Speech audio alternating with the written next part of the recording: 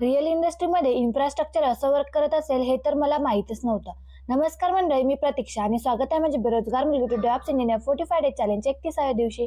तर मंडळी, काल आपण फायनली आपला प्रोजेक्ट कुबरनेट्सवर डिप्लॉय करून ॲक्सेस केला. मधल्या काळात खूप इश्यू आले, पण आपण ते सगळे डिबग करून रिसॉल्व्ह केले. आणि खरं सांगते, जेव्हा कितीही एरर्स आले तरी शेवटी आपली सिस्टीम यशस्वीपणे रन होते ना, तो जो आनंद असतो ना, तो शब्दात एक्सपिरियन्स करता येत नाही. आता कुबरनेट्सचा बेसिक लेवलवर सेटअप आणि एक डेमो आपण करून घेतलाय. म्हणून आता वेळ आली आहे पुढच्या मोठ्या टॉपिकची. आपल्या रोडमॅप मधला next topic IAC, infrastructure as code. नेहमीप्रमाणे मी आधी कन्सेप्ट समजून घेणं सुरू केलं.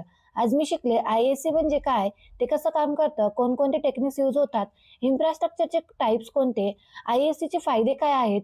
आता मला समजलं की रिअल इंडस्ट्रीमध्ये जेव्हा खूप मोठं इन्फ्रास्ट्रक्चर असतं, अनेक सर्व्हर्स, नोड्स, इन्व्हायरमेंट्स, ते मॅन्युअली कॉन्फिगर करत बसत नाहीत. त्याऐवजी ते इन्फ्रास्ट्रक्चर ॲज कोड वापरतात. म्हणजे स्क्रिप्ट्स आणि टूल्सच्या मदतीने कम्प्लीट इन्फ्रा ऑटोमेट करतात. यामुळे टाइम वाचतो, मिस्टेक्स कमी होतात, रिपीट होणारं काम ऑटो मॅनेज होतं. आणि हे सगळं करण्यासाठी वापरले जातात हे टूल्स.